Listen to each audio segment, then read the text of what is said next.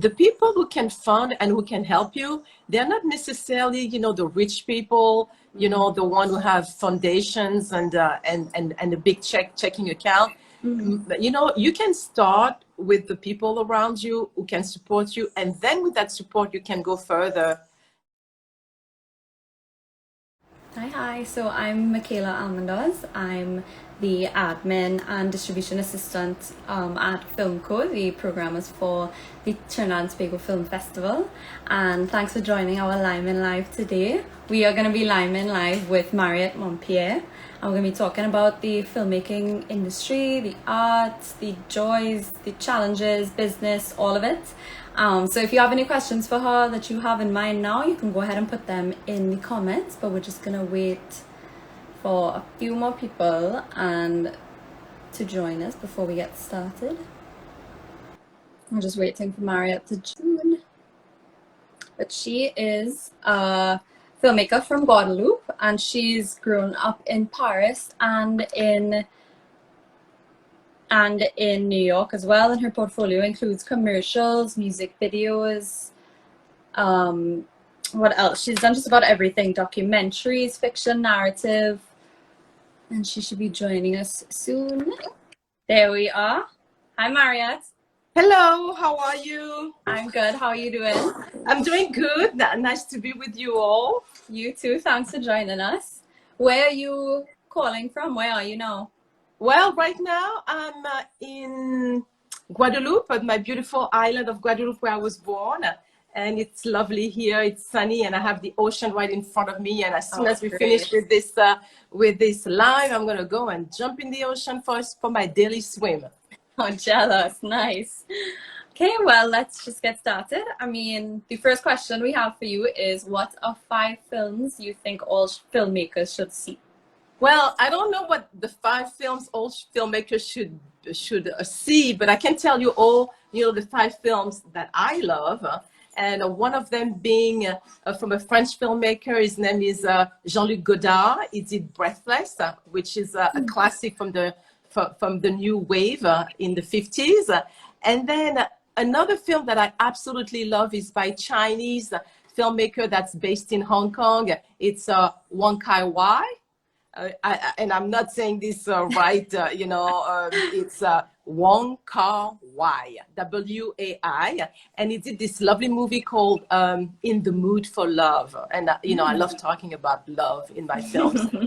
What else is there to talk about? Yeah. Love. And also, a third one I would say is a classic by Martin Scorsese. The title is Goodfellas, because I love the rhythm, I love the power. It's so funny. All the actors, Joe Pesci and the rest are just amazing. Yeah, it's a good piece of filmmaking. And the list wouldn't be complete if I didn't add Djibril Diop Mambety. He's a film director from Senegal who passed away, a few years ago. And I love Tuki Buki, which was remastered by Martin Scorsese. And the last film I would put on the list, it would be from filmmaker Ava DuVernay, which is a real shaker and mover in Hollywood. She's a Black filmmaker, and I love a film called Selma. And if I can add one more, is from a colleague of mine who passed away of COVID last year. She was the first woman filmmaker from Guadeloupe to have made a feature film, although she shot it in Africa. Her name is, Sarah Maldoror. Sarah Maldoror. So this is the list, I think, you can check out. Definitely. I'll be adding them to my watch list for sure. Great. And then, quarantine and lockdown has definitely exemplified this, but would you say you are a procrastinator or a disciplined doer? I have to say I'm both. I'm first a procrastinator, because I always wait until the last minute to do something, especially when I want it to be great. I'm kind of in fear of failure. So I wait, I research, and then boom, it takes, I only have a few days, or if it's a film, maybe like a couple of months to really put everything together. So I'm a procrastinator, but once I start, I really have discipline, and I can put myself and comply to a very hard regimen and harsh hours, long hours. Yep. So I'm a little bit of both. Mm-hmm. Yeah, most people have said that for sure. Definitely procrastinate at the start. Mm-hmm. Yeah. So what is the most joyful part of filmmaking for you? Oh, definitely being on stage, being on set and working with actors. Because for me, filmmaking is a collaboration, and I love working with actors. I love creating a space where they can express themselves, when they can be free and we in confidence, we within a trusting space, and they can give everything they have. And for me, it's very important to allow that space. I like, the post-production, but it's really dreadful. Post-production for me, although it's where the film is really written, because it's the writing is post-production is a part of writing also, but it's hard for me. Post-production is hard. So I would say the fun that I get from being on set with actors. So then what is the most dreaded part of filmmaking for you? Is that post-production or another part? Putting together the budget. Yeah. Because as an independent filmmaker, I'm very much involved in raising funds, and I'm the one who initiates the idea. It's my vision. I have to bring everybody on board, but before bringing people on board, I have to see how I'm gonna get the money. So it's part of it's about convincing producers, convincing the investors that I'm good. You can. You can take the risk. It's not going to be such a big risk. I will deliver, and it's kind of fun. I don't like it, but throughout the years, I've learned to enjoy it and to make it count. Yeah. Yeah, most of the people we've talked to have said that fundraising is the hardest part. So do you have any tips for people with fundraising and budgeting? I would say that you have to look around you to see who's there, because the people who can fund and who can help you, they're not necessarily the rich people, the one who have foundations and a big checking account. You can start with the people around you who can support you, and then with that support you can go further, because the people who are around you can work a lot, and you can find many jewels among them. Okay, great. And so with your film Elza, you said that it was therapeutic for you, and so was that something you expected to happen, or when did it hit you that it was affecting you so personally? Well, it took me so many years to raise the fund, shoot Elza, and distribute it. I think I realized that it was a therapy once everything was over, and I was going around at the universities, at the festival, on TV, on radio, and talk about the making of the film, and talk about my experience as a Black woman born in Guadeloupe, raised in Paris, living in America now, living between Guadeloupe and New York, and realizing that all that I had done on this film was not in vain, that my story counted, and it was valuable to other people who had lived the same experience, because there are so many children born without knowing their fathers, or born without having a close relationship with their fathers, that my story became everybody's story, and it was something very common. And when I saw that my story helped other people, then I was relieved. I felt lighter, and I knew that my film, was not in vain, and had impact on the rest of the population. Yeah. So it meant a lot to me. And I realized that actually we all have something in common. We all want to be happy and light and care about our families. And no matter whether the film took place in Guadeloupe or in India, you know, we're all human beings and we have the same objectives. Connect with. Mm-hmm. Yeah, we all could connect with that story. That's beautiful. Yeah, so you've talked about finding your voice and feeling that you were told that you didn't have a voice. So Yeah. how did you find your voice and the confidence to use it?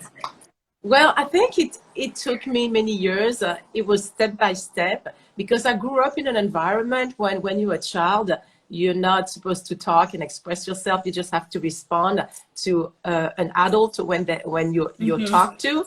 And growing up in Paris, my mom felt like an immigrant, and she used to tell us, you know, do not make wave, shut up, you know, fight with your brain, work hard. That's the way you're going to make it in this world.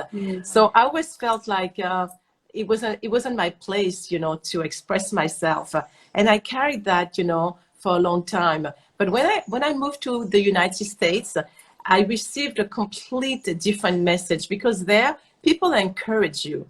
People tell you you're beautiful, you're smart, you can do it, you know, go, don't be afraid. Yeah.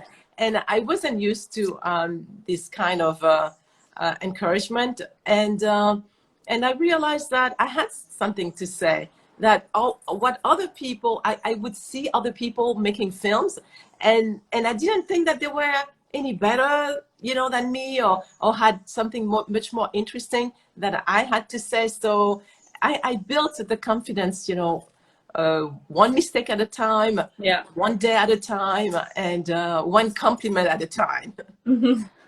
Oh, great. And so, I mean, yeah, so you talked about telling your stories and telling stories of, you know, Caribbean women and especially Black Caribbean women. So, I mean, have you felt pressured at all doing that? Because, I mean, that's a big feat, it's a big goal. Yeah, that because you carry a lot on your shoulder to speak for the whole Black women population community. And although I want to do that, I think it's very important because we don't talk about us enough. At the same time, it put pressure on you, and I feel like I'm a woman, period. And I don't want to. I want to be able to talk about women in general and not necessarily Black women. This is what I've done so far, but and I know that our experience also is representative of the whole human race. But sometimes I wish I can just be light and just you know, do whatever without being judged. Oh well, this is a Black woman saying this. I'm just a woman. Yeah. Oh, great. Yeah. So, I mean, so you've taken this pressure off of you, and that gives you the power to just be. Is that kind of the goal then, just to be? Yes. You know, I'm trying to be light. Light this day for me is a big thing because you know, so many times I felt like obligations to do this, obligated to do that, and now I just want to be doing whatever I want. Yes, absolutely. That comes with age. You kind of have to earn it. Yeah. No, well, I can't wait to get there one day. So okay, you've also spoken about some films you liked and how they had non-linear narratives and unconventional approaches. So what about these characteristics appealed to you? Well, you know, for instance, I gave you, when we started this conversation, I told you about In the Mood for Love or Breathless by Jean-Luc Godard. And so Jean-Luc Godard said, in a movie, you have to have a beginning, a middle, and an end, but not in that specific order. So the end can be at the, you know, can come at the beginning, the middle can come at the end, whatever, you know. You have to find your own way to tell a story and not conform to the norm. And that's what I like about Scorsese and Wong Kar-wai. They don't tell linear stories. And I saw a movie last night on Netflix. It was nominated for the Oscars last year. It was called Two Distant Stranger. Yes, And I love the way it tells the story. It's totally non-linear, and it's brilliant. And I wish I can do like my filmmaking look like that. It doesn't. I'm much more conventional, but it's because I've been given so little chances to make films. I make I make films, so I don't make one film per year. I don't count music videos or short format. And so because it takes me so long to make a film, I don't feel like I've exploded yet, that I've made the films that I want to make. I think the next one might be the one, but so far I consider myself, I'm still learning, so I wouldn't say that I've made the film that I want to make yet. Really? Okay. So the best is yet to come. Oh, good. Can't wait. So how would you describe the film that you want to make? Your dream unconventional film? I want to make a film that's unconventional. I want to use my real voice. I want it to come out. I want to make a film about Black women. And I have a documentary that I'm preparing right now. That's going to be very different. That's going to be, I want to say groundbreaking. Oh, just not conventional, you know. And the subject is a little also wild. Oh, interesting. Yes. Exciting. I don't want to say too much about that. I pitched it 2 weeks ago. Oh, by the way, I pitched it because you guys gave me the opportunity to pitch with the Arte and also Slash TV, France Television, and the premiere. And they really all liked my pitch. So we're talking, we're in connection. Thank you so much. Filmco, for that opportunity. Yeah, of course, always happy. And so you've shot the pilot for Caribbean Girls NYC, and I know you've said before that you've written about 12 episodes. Yes, I did. So how did you find going from filmmaking and music videos to TV writing? How did you navigate that process? Well, actually, television was the natural path for me. Although this is not what I wanted to do, like everybody, I wanted films from cinema. I wanted my films to be on the big screen. But I got that opportunity, but my film were never financed by film distributors. They've always been financed by television. So although they went out to be released to the big screen, television was always like the regular path. And I know that many people are dismissing TV, but I love TV because you know what? Everybody, can watch. They don't have to pay extra for it. Especially now, that the theaters are closed in most part of the world. Yeah. So television turns out to be not such a bad choice. So it came naturally. I didn't choose TV, but I love it. And it turned out that it was right for my career, so I'm really happy about that. Oh, great. And so what can we look forward to seeing of you? I mean, you mentioned briefly something. I know it seems like maybe we can't talk about it too much, but when can we maybe hear more about it? Well, I think I would be shooting the 12th episode of the series early 2022. So the public will still have to wait. But I'm working on 2 documentaries. I'm also doing documentaries, while I'm prepping for my TV series. I'm doing a documentary about, I don't know if you know about this population. It's called les Blancs Matignons. It's a specific type of white people that live in Guadeloupe. They are particular because they don't mix. And it's called Les Blancs Matignons. Matignon from the first one of them that arrived in Guadeloupe in the 17th century. And they live in a very specific part of the island. They do not intermarry. They married, within their community, between them. And but now it's changing, and I'm going inside of this community and see what kind of what's going on, Yeah. with this community. I'm also doing another documentary. It's in the writing about. I just want to say it's about clit, but I will not say no more. Okay. I'm not going to say any more about that. No problem. And also I'm developing a story, a TV movie about the first woman in France who was accepted at the Beaux-Arts, the huge Academy of Beaux-Arts. Her name is Suzanne Valadon, and it's about the love triangle between her, Toulouse-Lautrec, and Renoir, which are two amazing French painter from the 19th century. So it's a love triangle, and there's going to be French cancan, the special dance, Montmartre. Just imagine that neighborhood of Montmartre, where you have all the steps going up to the big white church of Montmartre in France. So it's going to be very exciting and very very different. Oh, great. I mean, it all sounds very exciting. So can't wait to hear more and to see more from you.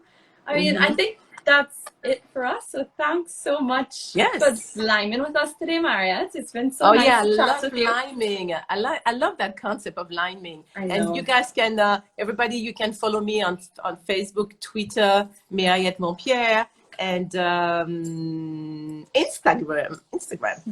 Yeah. Follow her. Thank you very much. Thanks so much for talking with us, and thanks everyone for joining. I mean, today is our last Lyman Live series for a while, so Mariette, you closed off the show wonderfully. Thanks so much. Thank you very much. Republic Bank for sponsoring. Thank you. Thanks so much. I'll see you soon, everybody. Yes, Je see vous you soon. aime. Love. Bye.